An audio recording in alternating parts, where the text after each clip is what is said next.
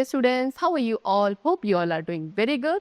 Today, students, we are going to start our third chapter of class 5th, which is about food and health. Okay, so let's start the chapter. In a healthy body lives a healthy mind. You must have noticed that some of your friends fall ill quite often, or they frequently feel tired while playing.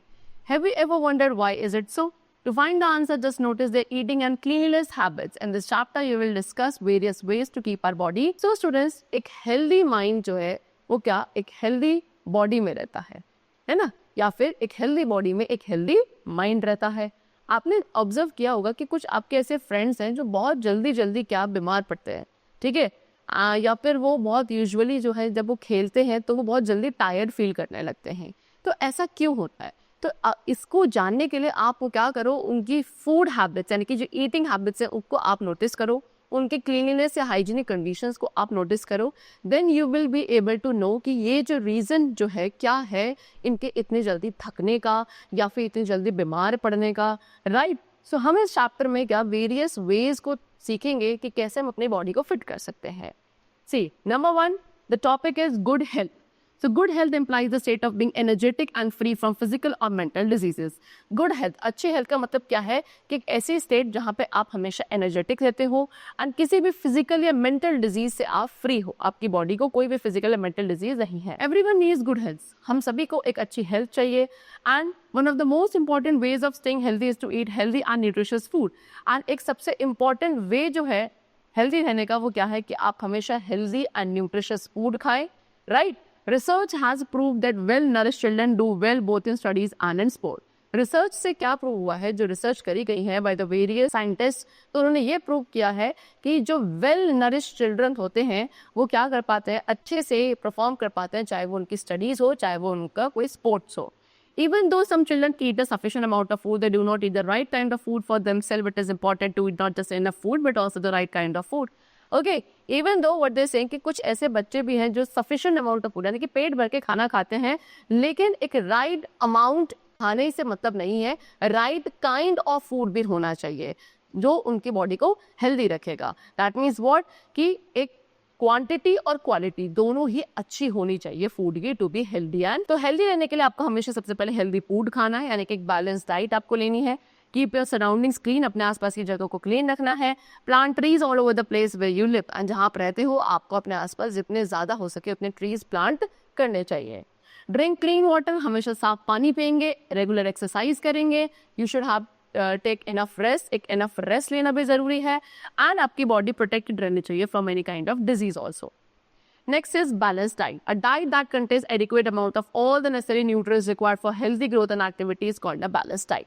अब students balanced diet क्या है? Balanced diet एक ऐसी diet है जिसके अंदर सभी adequate amount of all the necessary nutrients यानी कि जितने भी necessary nutrients होते हैं जो एक बॉडी को हेल्दी रखने के लिए उसके हेल्दी ग्रोथ एंड एक्टिविटी के लिए इंपॉर्टेंट है, वो सारे न्यूट्रिएंट्स एक एडिक्वेट एक एक्यूरेट अमाउंट में जिस डाइट में प्रेजेंट होंगे उस डाइट को बैलेंस डाइट कहा जाता है. अब students balance diet person to person differ करते हैं, यानी कि हर एक पर्सन के सेम नहीं होती है. Okay, given here is a food pyramid with different food groups है. यहाँ पे आपको फूड पिरामिड गिवन है जिसमें आपको डिफरेंट फूड ग्रुप्स गिवन है.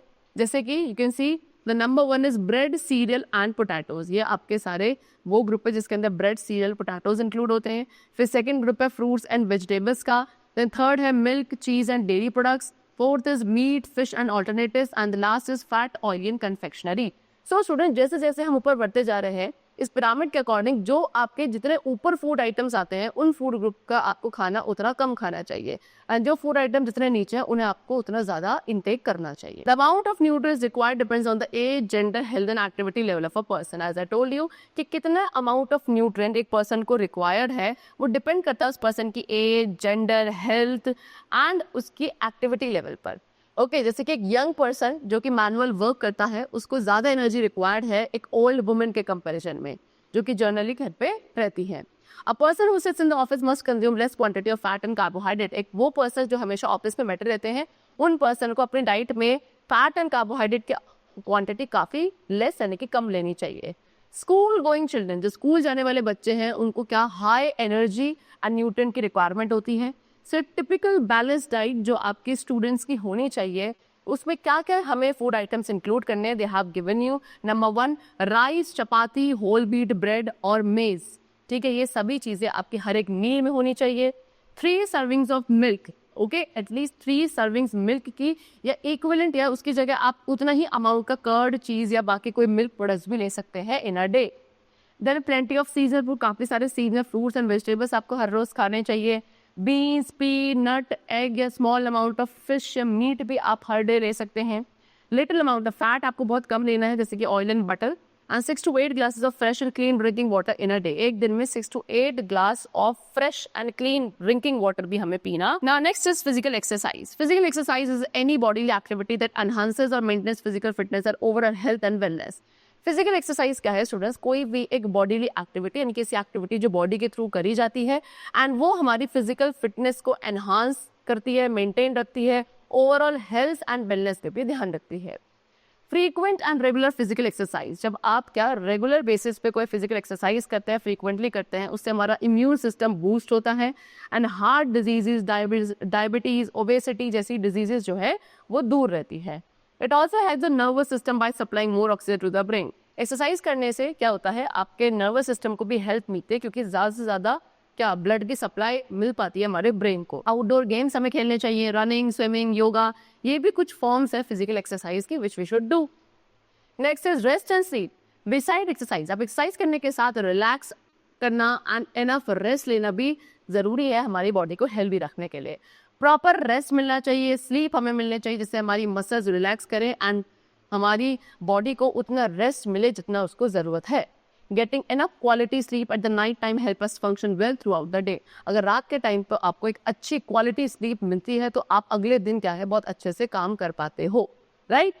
Then posture, we should stand and sit in the correct posture. आप जब भी खड़े होते हो, बैठते हो, तो आपको हमेशा एक करेक्ट पोस्चर में क्या खड़े या बैठना चाहिए, क्योंकि इनकरेक्ट पोस्चर जो है उससे बॉडी पेन हो सकता है। A correct posture of sitting while reading a book can actually enhance your concentration, leading to an active mind.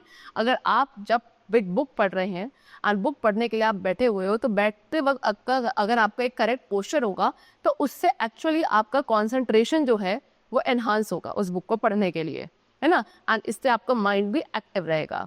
Beside उसके साथ साथ आपको अपनी बुक्स को बहुत ज़्यादा क्लोज या बहुत ज़्यादा दूर भी नहीं होल्ड करना है वाइल रीडिंग अ बुक, उससे आपकी आईज पे स्ट्रेन आता है। Okay, Then next we have hygiene. Maintaining cleanliness is very important to stay healthy. अब उसके साथ साथ cleanliness, साफ सफाई रखना भी बहुत ज़रूरी है अपनी बॉडी की, अपने आसपास की जगह की, to stay healthy. Okay, we should take bath every day. आपको डेली क्या नहाना चाहिए, अपने टीथ को twice a day ब्रश करना है, once in the morning and once at night. We should comb our hair properly. अपने हेयर को प्रॉपरली कॉम करना चाहिए, नेल्स को रेगुलरली ट्रिम करना चाहिए। Prevention of illness and maintenance of health mainly through the maintenance of cleanliness is called hygiene. Okay, so क्या अगर जब आप क्या करते हो, इलनेस यानी कि बीमारियों को प्रिवेंट करते हो एंड अपने हेल्थ को मेंटेन करते हो, किसके थ्रू? क्लीनलीनेस को मेंटेन करके, साफ सफाई को मेंटेन करके, इसे कहा जाता है। The next we have components of food. अब हम फूड के कुछ कंपोनेंट्स को डिस्कस करेंगे and the very first topic is nutrients. Our body needs certain substances, namely carbohydrate, fat, protein, vitamins and minerals that are essential for our growth and development. So students, हमारी body को कुछ substances की ज़रूरत होती है, जैसे कि carbohydrate, fat, protein, vitamin and minerals. ये हमारी बॉडी के ग्रोथ एंड डेवलपमेंट के लिए काफ़ी ज़रूरी है एंड ये स्पेशल सब्सटेंसेस को न्यूट्रिएंट्स कहा जाता है। डिफरेंट टाइप्स ऑफ फूड्स जो हैं डिफरेंट न्यूट्रिएंट्स में रिच होते हैं, इसीलिए हमें वेराइटी ऑफ फूड आइटम्स को खाना चाहिए सो दैट हमारी बॉडी को सभी डिफरेंट टाइप्स ऑफ न्यूट्रिएंट्स मिल सके। वाटर एंड रफेज भी कुछ एसेंशियल कंपोनेंट्स हैं फूड के which we should eat, right.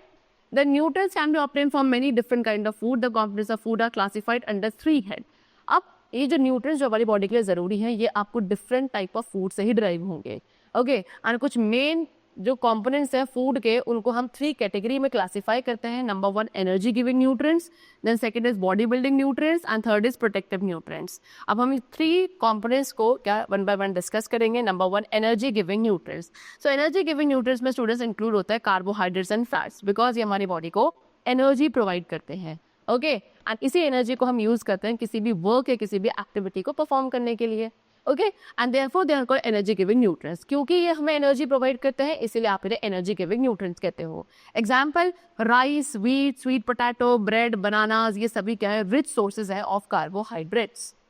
Fats क्या है? Fats are greasy substances. वो ग्रीजी सब्सटेंस जो कि आपके घी, ऑयल, चीज, बटर, नट्स, इन सब में प्रेजेंट होते हैं, उन्हें आप फैट्स कहते हो। फैट्स जो है स्टूडेंट्स वो ज़्यादा एनर्जी प्रोवाइड करते हैं हमारी बॉडी को as compare to carbohydrates, and हमारी बॉडी को वार्म भी रखते हैं। Fats are required by our body in very small quantity, लेकिन इनकी जो क्वांटिटी रिक्वायर्ड है हमारी बॉडी को बहुत ही कम है, ज्यादा हमें फैट्स का इनटेक नहीं। Next is body building nutrients.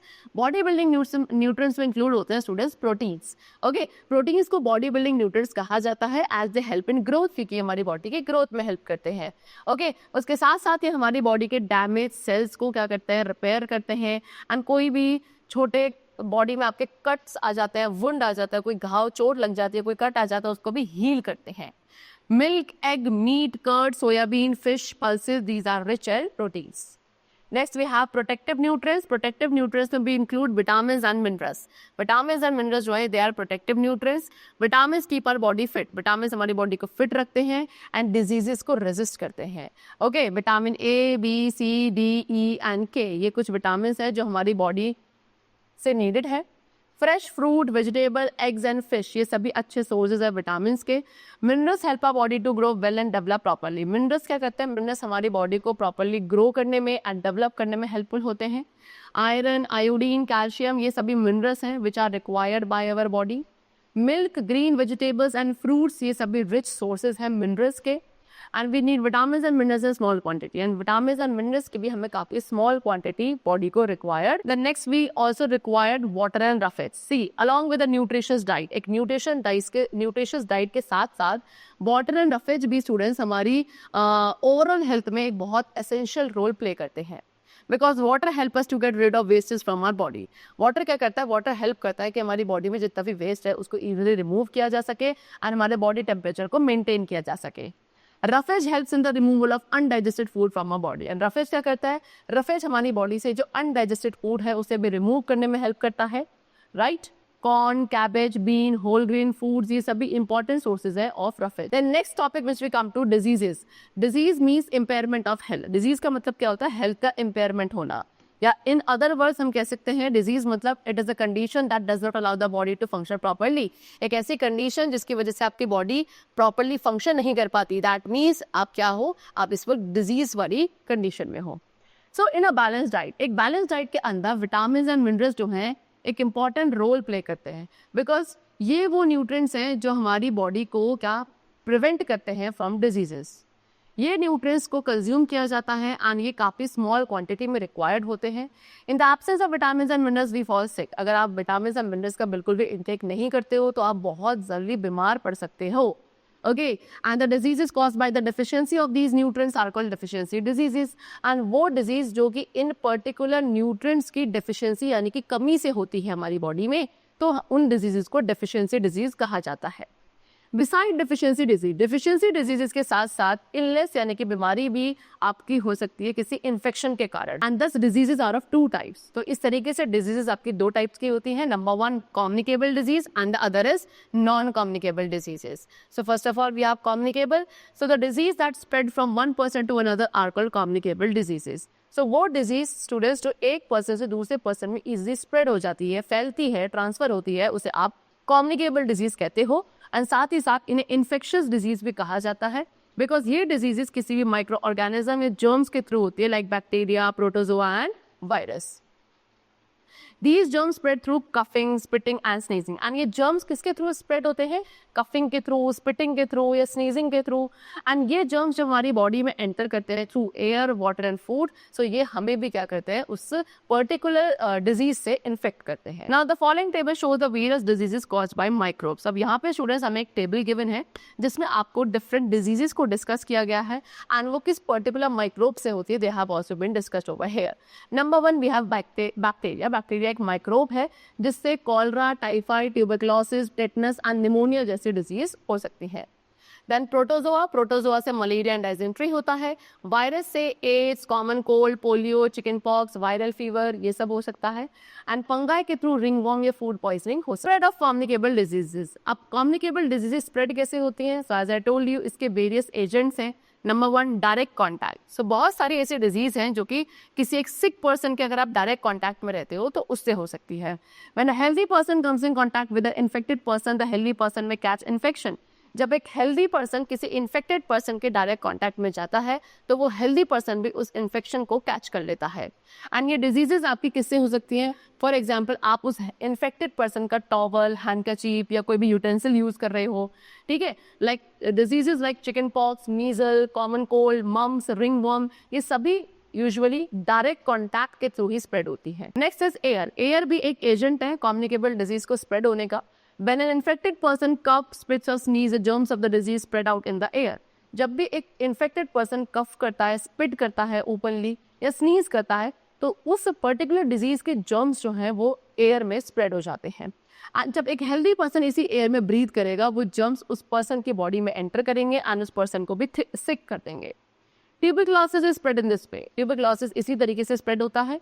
उसके अलावा कुछ और भी डिजीजेस हैं जो एयर के थ्रू स्प्रेड होती हैं, like common cold, diphtheria, viral fever और flu. Next agent is food and water. Food and water के थ्रू भी कुछ डिजीजेस स्प्रेड होती हैं। Some diseases are cause due to infected food and water. अब कुछ ऐसी डिजीज हैं जो कि इन्फेक्टेड फूड एंड वाटर के थ्रू स्प्रेड होती हैं।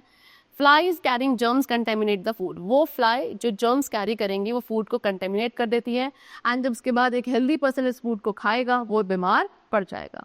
स्टेल फूड यानी कि बासी खाना है या ऐसा फूड जो आप अनक्लीन यानी कि आपके हैंड्स क्लीन नहीं है, आप ऐसे हैंड से जो फूड खाना बनाते हो या अगर फूड प्रॉपर्ली कुक नहीं है, ये भी इस डिजीज के कॉजेज हो सकते हैं। उसके बाद कुछ डिजीज है like typhoid, cholera, diarrhoea, polio, jaundice. ये इन्फेक्टेड फूड या अनक्लीन वाटर के थ्रू स्प्रेड होने वाली डिजीजेज है। फंगल इन्फेक्शन भी इसी फूड एंड वाटर के थ्रू स्प्रेड होता है। The next is insect bite. Some diseases spread due to insect bite also. कुछ ऐसी बीमारियां हैं जो इंसेक्ट्स के बाइट्स की वजह से भी स्प्रेड होती हैं एंड ये इंसेक्ट्स जो हैं पर्टिकुलर जर्म्स को कैरी करते हैं, इन्हें आप वेक्टर्स कहते हो। When these insects bit a sick person they suck in the infected blood. Actual में जब ये इंसेक्ट क्या करता है, किसी एक सिक पर्सन को बाइट करता है, ठीक है, बाइट करने से वो उसके ब्लड को सक कर लेता है, उस इन्फेक्टेड ब्लड को उस पर्टिकुलर टाइम पर सक करता है और उसके बाद जब ये इंसेक्ट किसी हेल्दी पर्सन को जाके बाइट करेगा, वो उस जर्म को उसकी बॉडी में ट्रांसफर कर देगा जिससे वो पर्सन इल यानी कि बीमार हो सकता है। ओके, मलेरिया, डेंगू, चिकनगुनिया, काला अजर, ये सभी वो डिजीजेस हैं जो इंसेक्ट बाइट के through spread. Then there are some disease which are caused due to animal bites also. Some animals also carry germs of different disease in their body. कुछ animals भी हैं जो कि डिफरेंट डिजीजेस के germs को अपनी body में carry करते हैं। ओके, जैसे ये किसी हेल्दी पर्सन को बाइट करेंगे, जर्म्स जो है उस पर्सन की बॉडी में ट्रांसफर हो जाएंगे। Like rabies. रेबीज एक डिजीज है जो कि किसी डॉग बाइट के थ्रू स्प्रेड होती है। Plague spread through a rat bite. Plague एक डिजीज है जो रैट बाइट के थ्रू स्प्रेड होता है। Then damage skin. Our skin act as a protective covering and prevent the entry of germ. अब डैमेज स्किन के थ्रू भी क्या हो सकता है स्टूडेंट्स, कोई डिजीज हो सकती है, क्योंकि हमारी स्किन जो है एक प्रोटेक्टिव कवरिंग की तरह एक्ट करती है एंड किसी भी जर्म्स की एंट्री को प्रिवेंट करती है into our body. So when our skin get damage, जब हमारी स्किन डैमेज हो जाती है, जर्म्स हमारी बॉडी में काफी इजीली एंटर कर सकते हैं एंड डिजीजेस कॉज करते हैं। Germs of tetanus. टिटनेस जो कि एक डेंजरस डिजीज है, इसके जो जर्म्स है वो हमारी बॉडी के थ्रू एंटर करते हैं। किसके थ्रू? जब आपके वो स्किन में अगर कट्स वगैरह आ जाए। Now prevention of communicable disease. अब हम कम्युनिकेबल डिजीजेस को कैसे प्रिवेंट कर सकते हैं from getting spread? See as we all know, prevention is better than cure, right? So कुछ मेथड्स हैं जिसके थ्रू आप प्रोटेक्ट कर सकते हो खुद को from communicable diseases. Like what? Garbage should be thrown into dustbin. जितना भी गार्बेज है उसको हमेशा आप डस्टबिन में थ्रो करेंगे एंड ज्यादा बेटर होगा अगर आप कवर्ड बिन्स का यूज करें। Regular bath with soap and clean water. आपको रेगुलर बेसिस पे क्या बेथ यानी कि नहाना चाहिए सोप एंड क्लीन वाटर से एंड हमेशा क्लीन क्लोथ्स वियर करने चाहिए, इससे भी हम हाइजीन मेंटेन रखते हैं।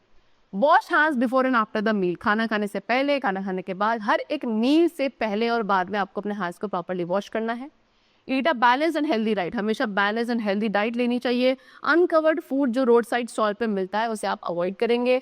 Then things like towel and utensil. Towel, utensil जैसी चीज़ों को आपको क्या किसी भी इन्फेक्टेड पर्सन के साथ शेयर नहीं करना चाहिए एंड अगर आप उन्हें यूज़ करेंगे तो आप पहले उन चीज़ों को डिसइंफेक्ट करेंगे या बॉईल करेंगे सो दैट जितने भी जर्म्स है वो सारे किल हो जाए before using it. Avoid breeding of flies and mosquitoes by keeping your surrounding clean. अपने सराउंडिंग को क्लीन रखकर आप क्या कर सकते हो, वहाँ पे फ्लाइज एंड मॉस्किटोज की ब्रीडिंग को अवॉइड कर सकते हो। ओके, मॉस्किटोज की ब्रीडिंग को स्टॉप करने के लिए आपको क्या वाटर यानी कि पानी को कहीं भी स्टेगनेट इकट्ठा होने नहीं देना चाहिए। Okay, spray oil in water tank and pond, water tank या पॉन्ड्स में आपको ऑयल स्प्रे करना चाहिए। मॉस्किटो नेट या मॉस्किटो रेपेलेंट का आपको एट नाइट यूज करना। सनलाइट भी एक नेचुरल डिसइंफेक्टेंट है। Okay, allow plenty of sunlight, इससे जितना ज्यादा सनलाइट हो उसे आप अलाउ करें कि वो आपके घर के अंदर एंटर करे। कीप योर हाउस, अपने हाउस को वेल वेंटिलेटेड रखना है। Children suffering from communicable disease should stay away from the school till they have completely recovered.